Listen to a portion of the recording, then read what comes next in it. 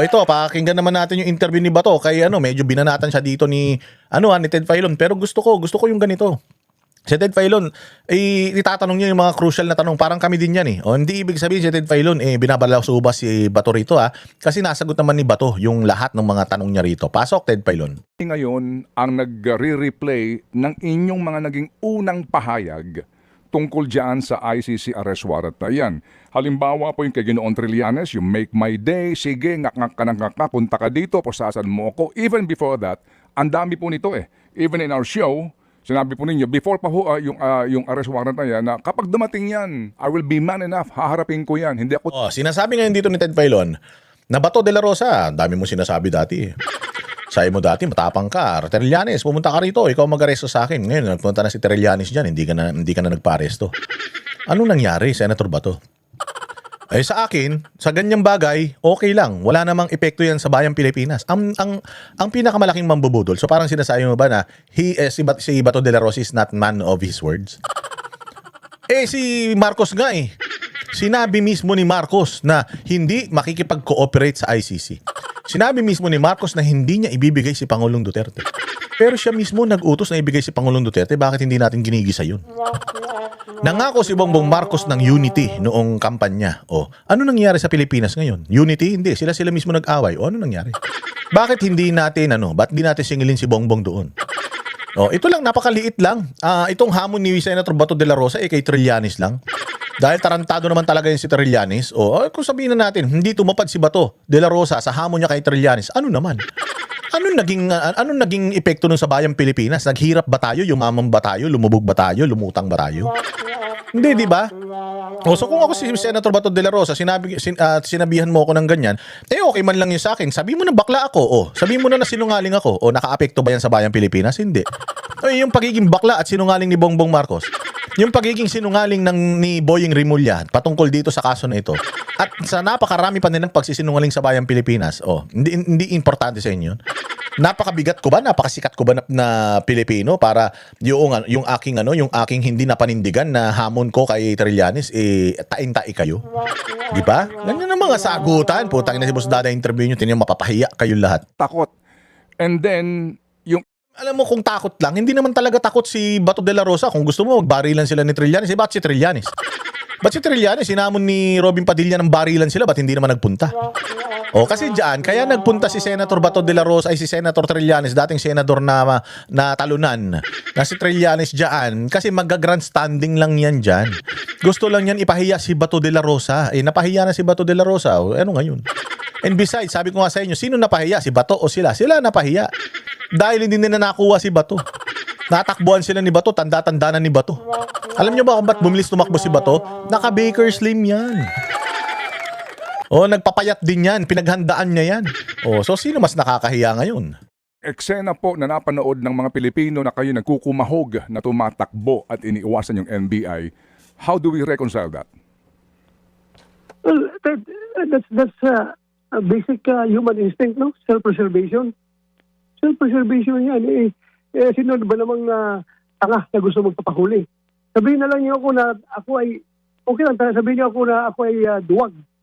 Pero hindi ko po matanggap na sabihin niyo na ako ay tanga. Napakaganda nung sinabi ni Bato na yun. Okay lang, tawagin niyo akong duwag. Pero yung tanga, hindi ako papayag. Sa sobrang katapangan ko, sige, hulihin niyo ko. Ano nangyari? Si Presidente Duterte, tanga ba siya? Hindi. Hindi lang alam talaga ni Presidente Duterte na ganito kasama itong mga kababayan niya Pilipino at saka itong mga nasa gobyerno ay pagkakanuno siya. So, ayaw nang gawin ni Senator Bato yung ginawa ni Pangulong Duterte. Hindi naman tanga si Pangulong Duterte, naging lang siya, complacent at may tiwala siya. Nagtiwala siya, hindi siya naging tanga. Si Pangulong Duterte umuwi ng Pilipinas kahit sinasabi na nung kanyang mga abogado, "Sir, huwag kang uuwi, huhulihin ka. Sir, huhulihin ka." Sabi niya, "Hindi, may tiwala ako. Na poprotektahan ako ng konstitusyon, poprotektahan ako ng korte, poprotektahan ako ng pulis, poprotektahan ako ng sundalo. Hindi nila ako papayagan, wala naman akong ginawa sa kanilang mali, hindi nila ako papayagan na makuha basta-basta."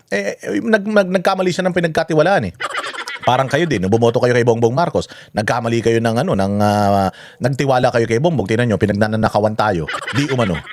O, di ba? So si Pangulong Duterte nagtiwala siya. Akala niya yung mga kalaban niya sumusunod sa batas. Putang ina, mga demonyo pala ito. Mga satanas pala ito at wala palang pakialam ito. Gusto lang nila lahat ng mga kalaban nila sa gobyerno may dispatcha nila. So yun ang pinakamaling ginawa ni Pangulong Duterte. Hindi siya nagpakatanga, nagtiwala siya. Minsan ganoon naman talaga eh. Pag sobra-sobra yung tiwala mo, parang sa jowa mo, di ba? O mahal na mahal mo, nagtiwala ka, pero niloko ka. Di ba? Hindi ka naman nagpakatanga. Nagtiwala ka lang dahil minahal mo siya, akala mo mahal ka niya. Pangulong Duterte ganun din eh. Minahal niya bayang Pilipinas, nagtrabaho siya, akala niya yung mga Pilipino poprotektahan siya. It turned out the other way around. So hindi siya naging tanga. Yun na nga, may precedence na eh. Nangyari na kay Pangulong Duterte. Nagsalita ng gobyerno na hindi ibibigay si Pangulong Duterte. Nagtiwala si Pangulong Duterte doon sa pronouncement nila eh. Ngayon si Senator Bato de la Rosa, pag nahuli siya, tanga siya. Tanga siya. Bakit? Nangyari na kay Pangulong Duterte tapos magtitiwala ka pa ulit. 'Di ba? Parang ako, jowa ko, niloko ko. O nagtiwala ako sa iyo, niloko mo pa rin ako, magtitiwala pa ako sa iyo ulit. Hindi na. Pag nagtiwala ako sa iyo ulit, tanga ako. O ganyan yung ginagawa ni Bato de la Rosa. O, bagamat meron siyang hamon kay Trillanes, ano ko tanga? Nasasama ako sa iyo, ulul ka? Si Pangulong Duterte nga eh, nagtiwala sa ininyo eh, ginawa ninyong tanga. Ako, nakita ko na yung nangyari no, magpapakatanga ako, o di duwag na kung duwag. Nakakatawa na kung nakakatawa, pero putang ina ninyo, hindi nyo magagawa sa akin yung ginawa ninyo kay President Duterte.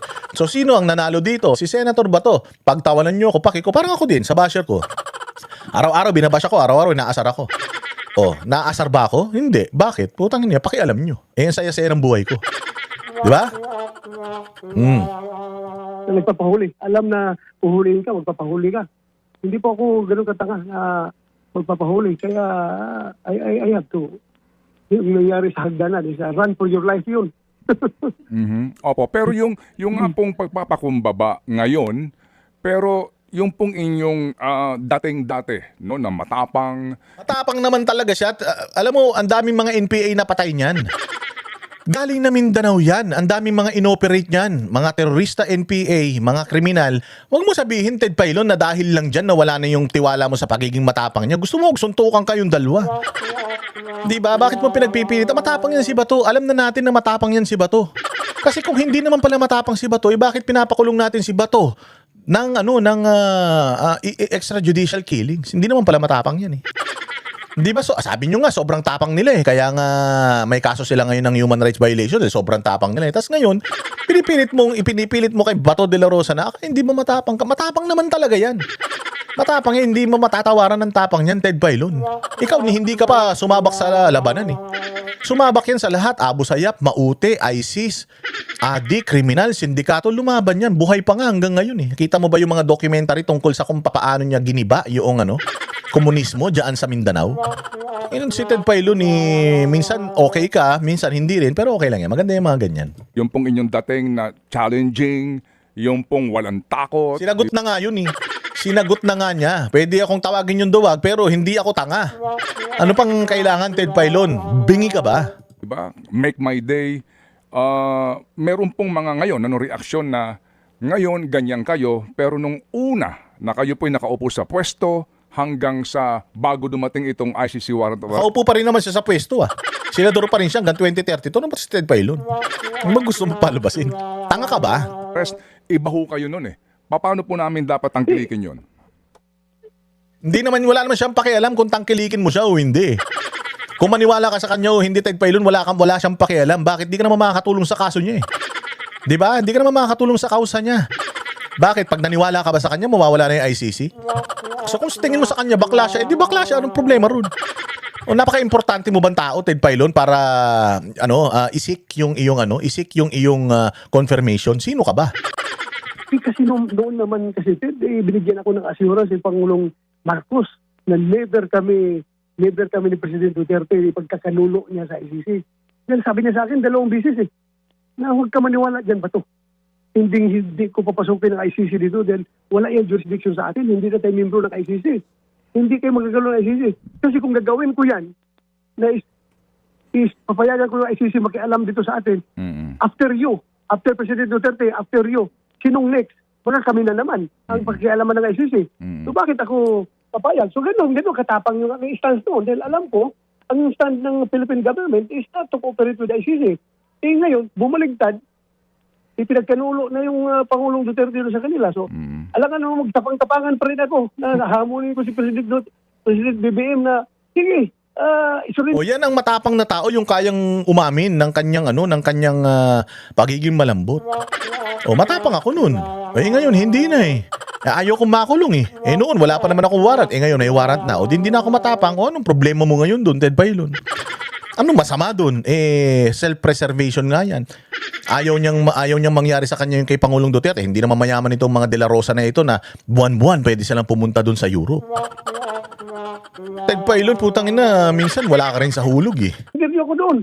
Magkakakuan tayo dito. Mali yun. Mali yun. Opo, sige. Tao lang naman tayo, Ted. Tao lang tayo. Opo. Ayan, yun ang pinaka-importante sa lahat. Yung umamin si Senator Bato de la Rosa, tao lang po tayo, tao lang tayo. Hindi siya katulad ni Bongbong. Mali na nga, putang ina niyan. Mali na. Itinatama pa. Hindi man mag-apologize. Yan ang dapat na binabanatan nyo. Walang hiya kayo. Kami ang boses ng masa, hindi natatakot. Katotohanan lang, di kami nalulunod. Walang bahid ng sismis, lahat ay totoo. Kahit sino ka pa, pag mali ka babanatan ka. Walang pinipili kulay, wala kaming kinikilingan. Basta para sa bayan, kami lalaban. Pag tama palapakan, pag mali banatan. Di matitinag, di matatakot, para sa bayan tuloy ang sigaw. Sa harap ng kamera, walang halong takot. Mga baluktot, lahat kayo'y tutumba. Ang hustisya at totoo, yun lang ang mahalaga. Kahit sinong harang, di kami matitinag. Walang pinipiling kulay, wala kaming kinikilingan. Basta para sa bayan, kami lalaban. Pag tama palapakan, pag mali banatan. Di matitinag, di matatakot, para sa bayan tuloy ang sigaw. Kung nasa tama ka, ikaw ay aming kasama. Pero pag mali ka, handa ka na bang mabasag? Banateros kami, walang inuunan. Dahil bayan muna, bago ang sarili.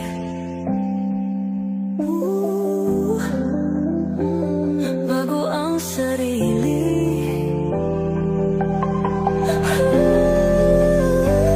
Pag tama palakpakan, pag mali banatan. Banateros ang sigaw, katotohanan ang